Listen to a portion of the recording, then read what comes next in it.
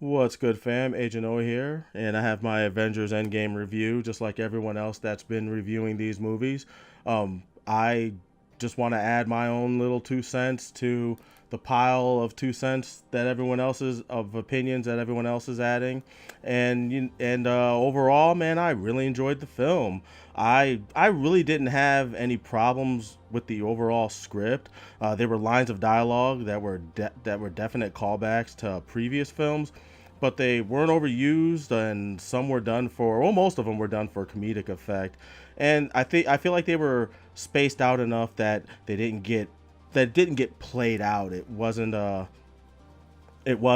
like, oh yeah, I remember that. I get that reference, that sort of thing.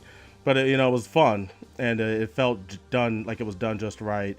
It was a welcoming surprise at just how emotional the film got in certain points. I mean, it starts off pretty pretty somber and sad. Well, it starts off happy at first, and then it gets sad because it's a flashback, and it's a flashback scene, and then it goes to the current state of where the world is at post snapping.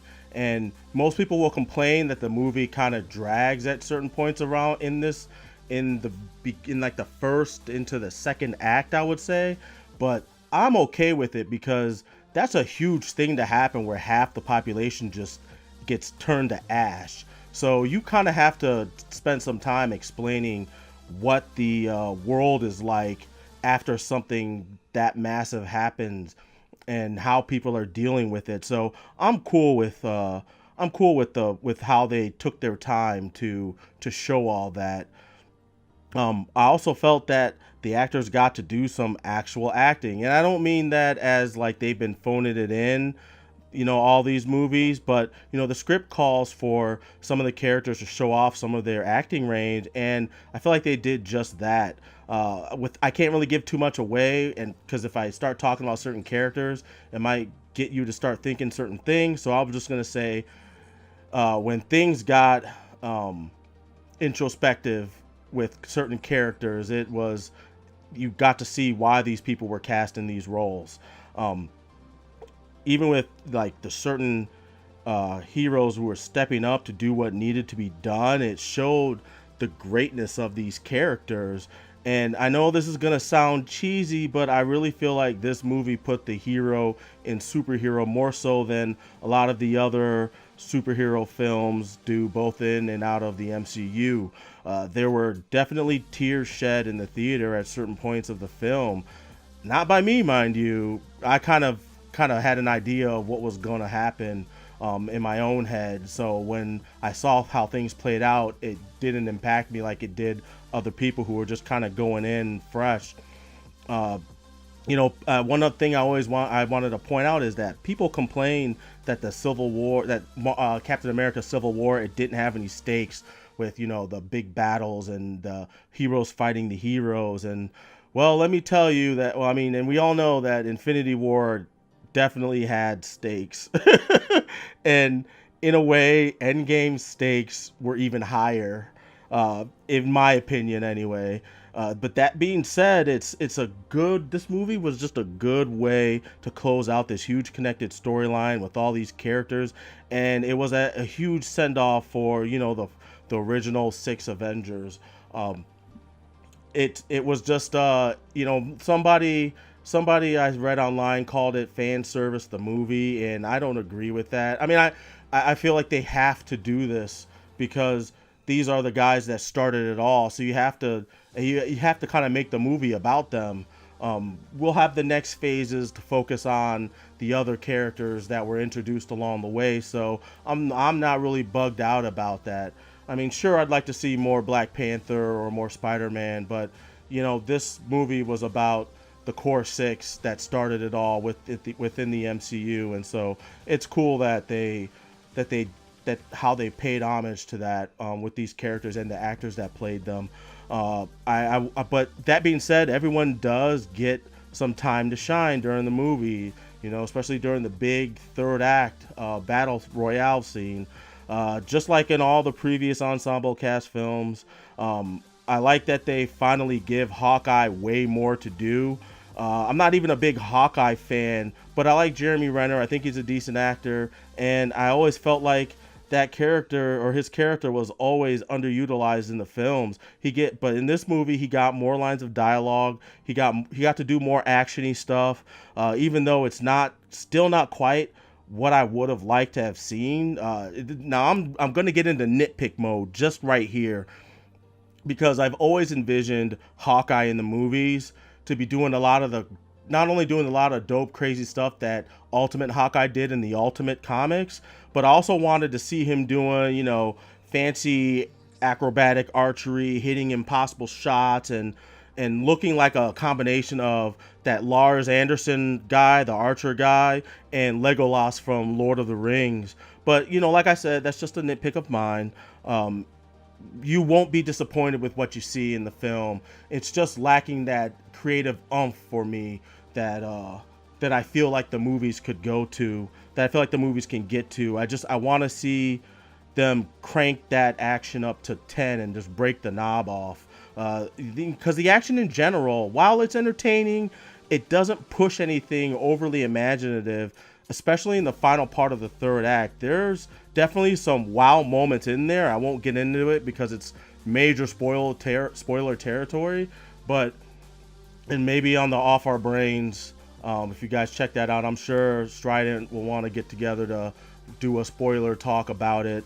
So, there's stuff in there that was definitely cool and was definitely something out that you'll see it and you'll be like, yeah, I could see that character definitely should have been doing that, or that makes sense for that character.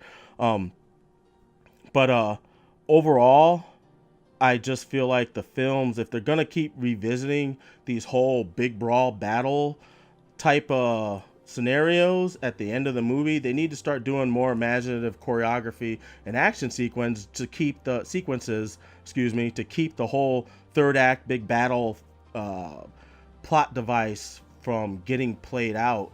One thing I always liken these comic book movies to Hong Kong or martial art action films, and although you're there for the story, at least I'm also there to see really good action sequences. And so the people that do martial art movies understand that you have to do something that's either innovative or is super entertaining and well thought out in order to keep these audiences wanting to come back to see more of these movies. Because if you just keep doing the same generic fights or the same generic wired assisted stunts, people are going to get bored. And so that's my fear of superhero films, that the action's gonna get boring. And because we're like Marvel and to some extent now DC, they're starting to push and do things different with the storytelling and with character development and whatnot. They're doing a lot more than they were doing in the past, and that's fine. I like that, but they need to step up that action as well. One thing I will say though, moving on about Thanos, is I think to me anyway, he's my favorite MCU villain. I dig how I like how he believes he's so right, that he's almost selfless about what he's trying to do, about his goals, and to the point where it doesn't matter whether he lives or dies as long as he completes his objective. He's so determined, and the way Josh Brolin just carries that character and delivers his lines, and they're just, even though his thought process is twisted because he's trying to help the world by doing a very jacked up thing to the universe, by doing a very jacked up thing, and he's doing it at the cost of, he's doing it because he feels it's the right thing to do. And in a way it kind of is. It's just the way he's going about it is really wrong. And so there's where the conflict lies. And I dig that. I dig that character because he doesn't see himself as a villain, obviously. And so I like that. But moving on, I do want to talk about the time travel, because most everybody has pretty much surmised that the characters are going to use the quantum realm to time travel, to do time travel shenanigans is what I call it. And I think that time travel in this movie is a Deus Ex Machina, and a lot of, like I said, a lot of people are going to be picking apart this aspect of the movie because of all the stuff they do. And for some, it may be a negative critiquing point because because of the potential for plot holes to be created.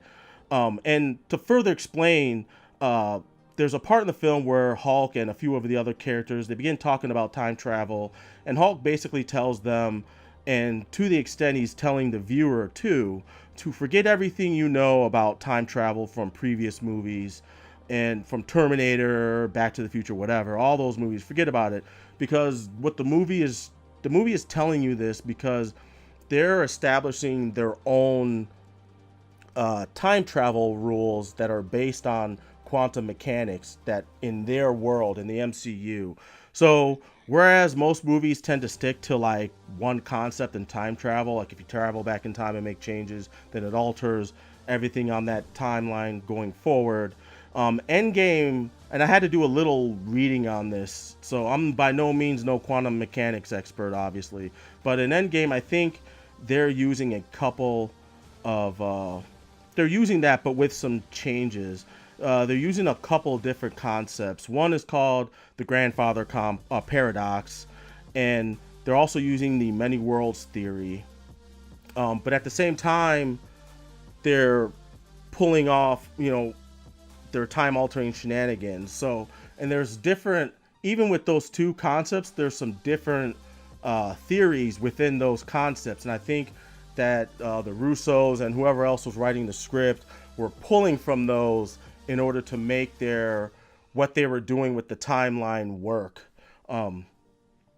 Because like I said, there's potential for people to say that there's plot holes, but I don't want to get too much into it because it's spoilers, obviously. And like I said, in a way, since they're cherry picking from within those two theories to establish how time works in MCU, it's why I'm calling it a Deus Ex Machina, because they're using it not just as a weapon for the heroes to use against Thanos to stop him, but they're also using it as a storytelling device to further develop some of the characters. It gives closure to others, and it sets up future plot elements for other characters. I won't, like I said, I don't want to delve too much into it because of spoiler territory, but I just want to say that I don't have a problem with the time travel. But it's just I think it works based on what the ideas that they were trying to implement in the film.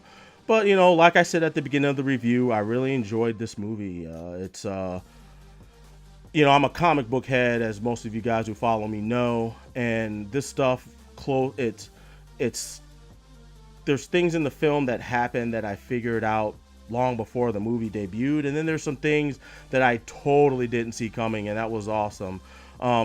There's things that happen that I don't think anyone, I don't care unless you got a hold of the script, I don't care how close you are, I don't care how much you were scrubbing through the trailers to figure out storytelling details. There's no way you could have seen some of the stuff that was coming in this film, and like I said, that's a very, very good thing.